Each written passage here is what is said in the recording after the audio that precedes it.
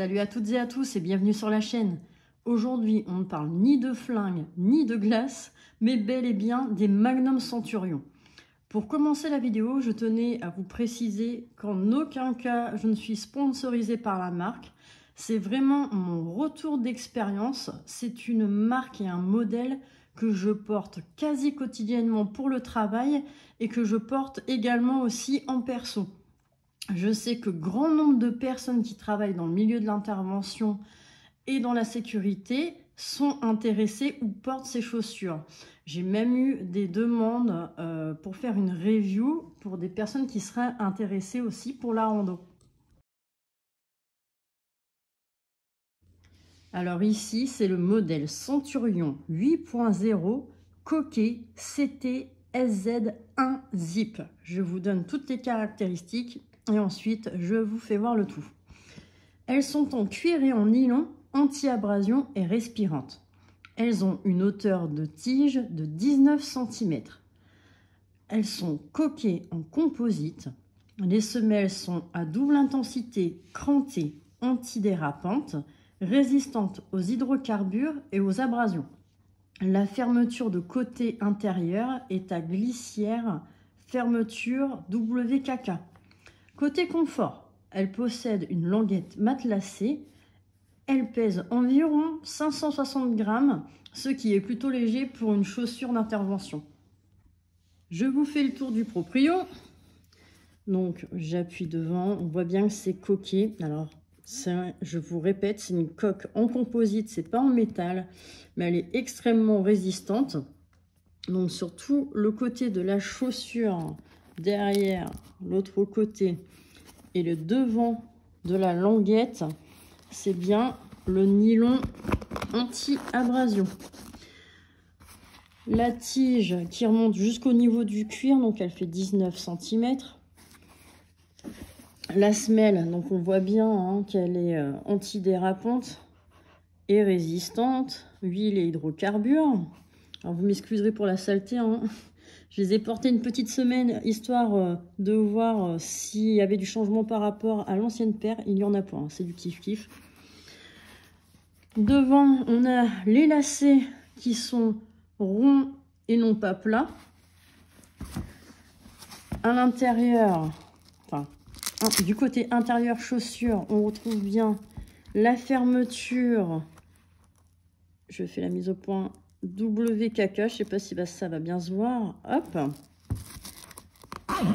elle s'ouvre facilement et on peut voir à l'intérieur que c'est matelassé pour vraiment avoir un super confort. Elles sont très agréables à porter. Petite chose bonus, j'ai parlé avec un de mes abonnés sur Instagram qui me disait en fait Magnum c'est de la merde. Donc je lui ai demandé pourquoi et en fait il a fait comme la plupart des personnes que je connais. Il a été chercher ça non pas dans un magasin spécialisé mais dans un surplus d'armée et malheureusement il s'est fait avoir. Il a eu une jolie copie chinoise et en fait sa paire elle n'a pas tenu longtemps. Petit truc pour savoir si vous avez bel et bien une paire de Magnum entre les mains. Et en fait, les petits trucs à savoir, c'est que vous avez toujours le logo à l'intérieur de la languette, sur la semelle intérieure, sur le côté de la chaussure et sur la semelle.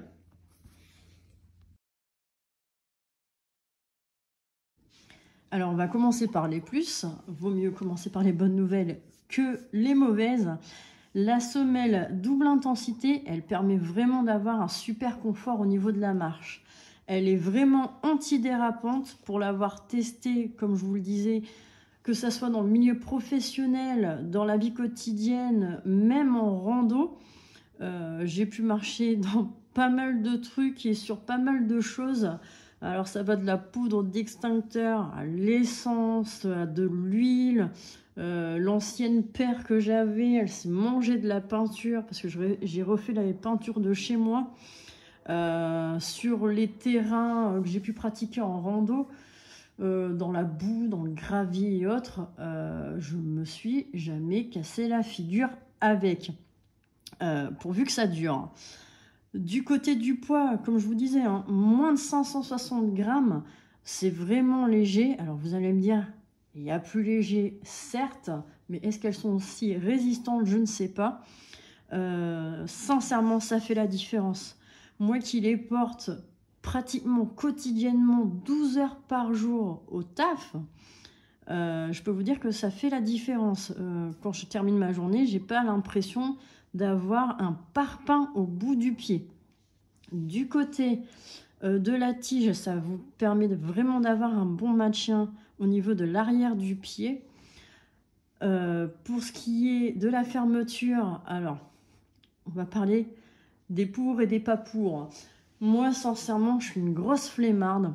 J'aime pas. Normalement, quand on fait correctement les choses, on défait les lacets et on défait la fermeture pour enfiler sa chaussure. Je sais qu'on est nombreux, en fait, à les lacer. Et une fois qu'elles sont lacées, on ne touche plus à rien et on n'enlève que la fermeture. Moi, sincèrement, c'est ce que je fais. Déjà, c'est un gain de temps. Et voilà, une fois que c'est ajusté, j'ai pas envie que ça bouge. Qu'est-ce que je peux vous dire d'autre? Elles sont super résistantes. Comme je vous dis, hein, je les porte pratiquement 12 heures par jour au boulot. Et elles font le job. La dernière chose que je peux vous dire sur les plus, c'est que, comme on dit dans le jargon, une fois qu'elles sont faites, donc elles sont un petit peu cassées de partout, là on voit, ça commence, hein, je les ai portées une petite semaine, elles commencent à se faire à mon pied. Une fois qu'elles sont vraiment faites, sincèrement, c'est des pantoufles. Alors malheureusement, il faut y passer, mais on va passer au moins. Elles sont waterproof jusqu'à un certain point. Si vous ne les imperméabilisez pas vraiment comme il faut, une fois qu'on a passé le cuir et qu'on arrive au niveau du nylon, eh ben vous prenez la flotte. Même sous des grosses pluies, si vous les imperméabilisez pas, franchement, je me suis déjà retrouvée avec de la flotte à l'intérieur. Et l'hiver, mettez une grosse paire de chaussettes parce que ça caille. Ça caille. Mis à part ça, sincèrement, c'est les deux seuls points négatifs que je pourrais lui donner.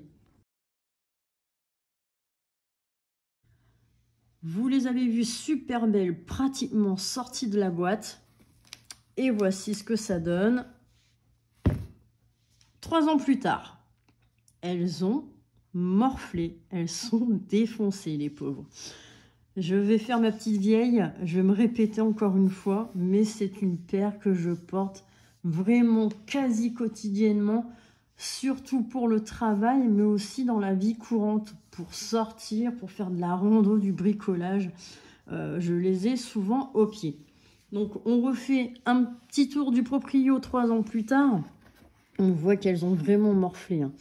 Au niveau du cuir, même avec de l'entretien, ben, ça a fini par se craqueler. Hein. On voit que le cuir il a été bouffé. Les lacets, ils ont morflé, mais ça va, ça tenu quand même. Le nylon, ben, il a fini par trouver au niveau de la couture. Hein. Ça n'a pas tenu, hein. Je peux pas passer mon doigt dedans, mais pratiquement. À l'intérieur, je ne sais pas si ça va se voir. Je vais essayer d'éclairer un petit peu, mais enfin voilà. Il y a vraiment le nylon de l'intérieur le tissu de l'intérieur qui a pété en fait à force de les enfiler. Alors à la barbare, en n'ouvrant pas les lacets et la fermeture, il y a le tissu à l'intérieur qui a craqué. Et ce qui m'a fait vraiment en fait ne plus les porter, ben, c'est que la fermeture, elle a lâché. Je peux plus rien faire en fait. On voit qu'il y a des dents au niveau de la couture qui ont pété. Mais voilà, ça fait... Celles-là, elles ont tenu pratiquement 3 ans, quoi. Et au niveau de la semelle, bon, on voit que, voilà, il y a eu de l'usure. Mais j'aurais pu encore les porter un petit peu. Mais voilà. Ce que ça donne après 3 ans, bah, ça fait une paire défoncée. Mais par contre, j'étais dans des pantoufles. Pour conclure sur cette paire de Ranjo, alors non, ce n'est pas la moins chère qu'il y a sur le marché. Elle sort entre 70 et 80 € selon les sites ou les magasins dans lesquels vous voulez vous les procurer. Mais il faut dire qu'au niveau qualité-prix, elles ne sont vraiment pas mal du tout. Que ce soit dans le cadre pro ou perso, on a vraiment une paire de chaussures qui tiennent la route. Elles sont robustes, légères, elles sont vraiment confortables à porter, même sur une longue durée. Donc voilà pour cette vidéo sur ces fameuses Magnum Centurion. N'hésitez pas à laisser un commentaire ou à poser vos questions si vous en avez. Vous avez aussi sur Instagram les petites photos de cette dernière fraîchement déballées de leur boîte. Donc n'hésitez pas à venir faire un petit tour sur Instagram. Je vous dis à plus pour une prochaine vidéo et en attendant, n'oubliez pas, soyez préparés. Je vous dis à plus, salut!